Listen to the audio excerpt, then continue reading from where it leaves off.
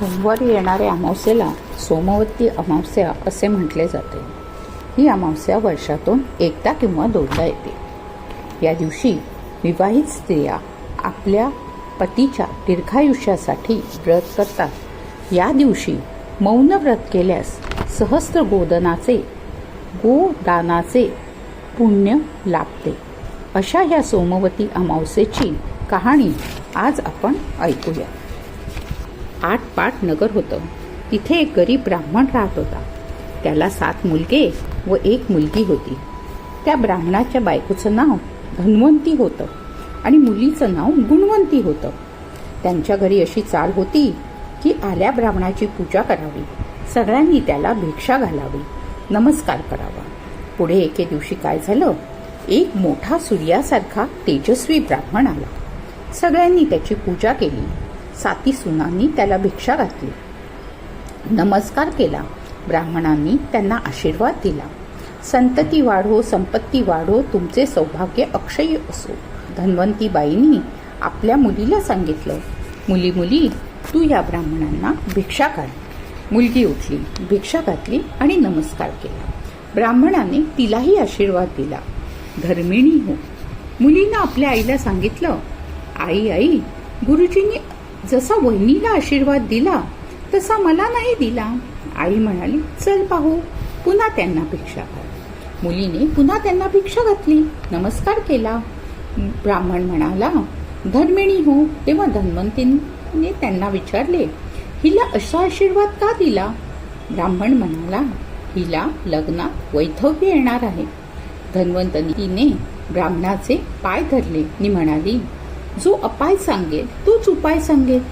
माझी एकुलती एक मुलगी विधवा झाली तर मी काय करू, याचा मला काही उपाय सांगा. असे म्हणून धन्वंती रडू लागली. ब्राह्मणाला तिची दया आली. तो म्हणाला, बाई बाई रडू नका, मी तुम्हाला उपाय सांगतो. 7 समुद्रापलीकडे एक बेट आहे. त्या बेटावर सोमा नावाची एक पर्टीन आहे. तिला मुलीच्या लग्नाला आण, म्हणजे तुमचं दुःख दूर होईल. लगीन झाल्यावर तिला तिच्या वाटेने परत जाऊ दे. असं म्हणून ब्राह्मण दुसऱ्या घरी भिक्षेला गेला. इकडे काय झालं, धन्वंतीने आपल्या नवऱ्याला सांगितलं, अशी अशी गोष्ट आहे. कोणीतरी जाऊन सोमेला आपल्या घरी आणलं पाहिजे. तेव्हा त्यानं आपल्या मुलांना जवळ बोलावलं. त्यांना सांगू लागला, ज्यांची आमच्यावर भक्ती असेल त्यांनी आपल्या बहिणीला बरोबर घ्यावं आणि सोमेला आणायला जावं. तेव्हा सगळी मुलं आईला म्हणू लागली, तुझी सगळी माया मुलीसाठीच आहे का? आमच्यावर तुझी काही मायाच नाही. 7 समुद्रापलीकडे आम्ही काही जात नाही. ते ऐकून आईला रडू आले. वडिलांना वाईट वाटले. ते आपल्या बायकोला म्हणाले, तू काही भिवू नकोस. आपल्याला 7 मुलगे असून नसून सारखेच. तू आपली निपुत्रिकच आहे असं समज. तू काही काळजी करू नकोस. मी जातो आणि सोमेला घेऊन येतो. तेव्हा त्यांचा धाकटा मुलगा जो होता तो आपल्या वडिलांना म्हणाला, बाबा बाबा, आम्ही 7 जण असून आपल्याला निपुत्रिक का म्हणून घेत आहात? मी ताईला बरोबर घेऊन जातो, मी सोमाला घेऊन येतो. पुढे त्यांनी आपल्या आई वडिलांना नमस्कार केला व ही दोघे बहीण भावंड 7 समुद्रापलीकडे जाण्यासाठी निघाली. जाता जाता समुद्र आला. सोसाट्याचा वारा वाहू लागला. समुद्राच्या लाटा येऊ लागल्या. त्यांना पलीकडे कसं जायचं हे सुचेना. जवळ काही खायला प्यायला नाही. त्यांनी परमेश्वराचं स्मरण केलं आणि म्हणाला, देवा देवा, आता तूच आमची या संकटातून सुटका कर. तिथे एक वडाचं झाड होतं. ती दोघे त्या झाडाखाली जाऊन बसली. सगळा दिवस त्यांना उपास पडला. त्या झाडावर गृध पक्षाचं घरटं होतं. त्या घरट्यामध्ये त्या पक्षाची पिल्लं होती. संध्याकाळ झाली. गृध पक्ष घरी आला. पिल्लांना चारा देऊ लागला, पण त्याची पिल्ले काही चाराच खाईना. त्यांनी आपल्या आई वडिलांना सांगितलं, आपल्या घरी 2 पाहुणे आले, ते उपाशी आहेत. त्यांना टाकून आम्ही कसे जेवणार? गृध पक्षाने खाली बघितलं तेव्हा त्याला झाडाखाली हे बहीण भाऊ दिसले. त्यांनी त्या ब्राह्मणाला विचारलं, तू असा चिंतेत का पडला आहेस? तुझं काय काम असेल ते आम्हाला सांग, आम्ही ते पार पाडू, तुझी चिंता दूर करू. तू काही उपाशी निजू नकोस, आम्ही तुला फळे देतो. ती थोडीशी तू खा आणि थोडीशी या मुलीलाही दे. ब्राह्मणाला आनंद झाला. त्याने देवाचे आभार मानले. वृद्ध पक्ष्यांना आपला हेतू सांगितला. पक्षी म्हणाले, उद्या उजाडल्यावर तुम्हाला मी घेऊन जातो. सोमा पर्यटनच्या दारी सोडतो.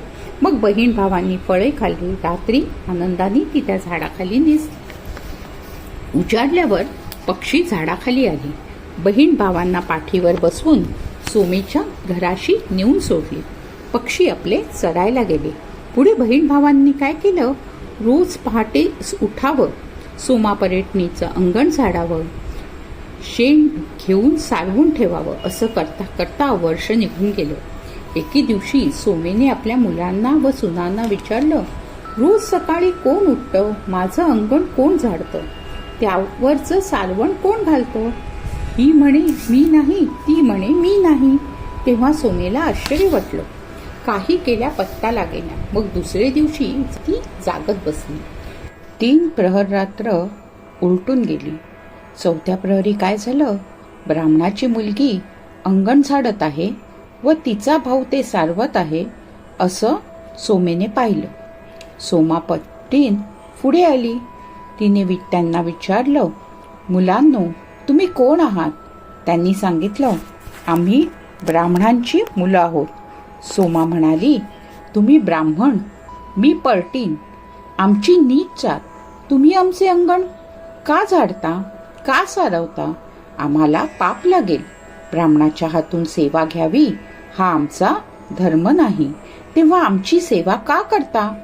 तसं तिला ब्राह्मणाच्या मुलाने सांगितलं, ही माझी बहीण आहे, हिचं लग्न करायचं आहे. तू लग्नाला यावंस अशी आमची इच्छा आहे.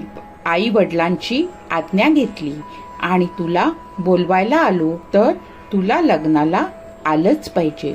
तू नाही आलीस तर हिला लग्नात वैधव्य येईल असं एका ब्राह्मणाने सांगितले आहे. तू प्रसन्न होऊन यावंस म्हणून आम्ही तुझी सेवा करतो. मग सोमा म्हणाली, तुम्ही सेवा करू नका, मी तुमच्या बरोबर येते. ती घरात गेली.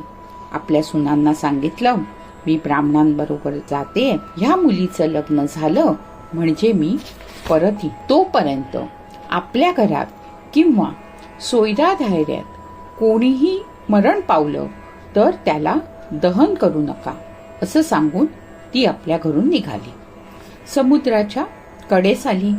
ब्राह्मणाच्या मुलाला आणि मुलीला समुद्राच्या पार केलं आणि आकाश उड्डाण करून त्यांच्या जवळ आली.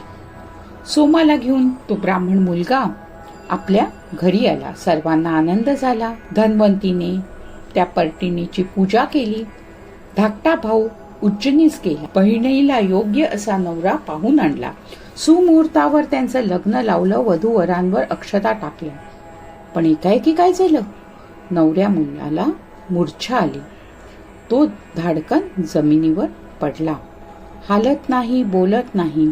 सगळे लोक घाबरले. सोमेने जवळ येऊन पाहिलं. मुली घाबरू नकोस असं म्हणून तिला धीर दिला. मी तुला सोमवतीचं पुण्य देते, त्याने तुझा पती जिवंत होईल असं सोमेने त्या ब्राह्मण मुलीला सांगितलं. मग सोमा उठली. हाती उदक घेतलं, संकल्प केला आणि आपलं पुण्य गुणवंतीला दिलं. तसा गुणवंतीचा नवरा जिवंत झाला. सगळ्यांना आनंद झाला. पुढे लग्न पार पडल्यावर सोमा परत आपल्या घरी यायला निघाली. इकडे सोमीच्या घरी काय झालं, पहिल्यांदा तिचा मुलगा मेला, मागून नवरा मेला, त्याच्या मागून जावई मेला. इकडे सोमा आपल्या घरची वाट चालतेच आहे. वाटेत तिला सोमवती अवस पडली. त्या दिवशी काय झालं, तिला रस्त्यात एक म्हातारी बाई भेटली. तिच्या डोईवर कापसाचा भारा होता. ती सोमेला म्हणाली, बाई बाई, माझ्या डोईवर भार झाला आहे, एवढा भार खाली उतर, आपण दोघी बरोबर जाऊ. सोमेने तिला उत्तर दिलं, आज सोमवती अवस आहे, मला नेम आहे, धर्म आहे, मला कापसाला शिवायचं नाही. पुढे जाता जाता काय झालं, एका नदीच्या काठी ती आली. तिथे तिला पिंपळाचं झाड दिसलं. तिने नदीमध्ये स्नान केलं, श्री विष्णूची पूजा केली. तिच्याजवळ काही नव्हतं म्हणून 108 वाळूचे खडे हाती घेतले आणि पिंपळाला प्रदक्षिणा घातल्या. त्या पुण्यानं काय झालं, तिच्या घरी तिचा मुलगा, नवरा, जावई सारे जिवंत झाले.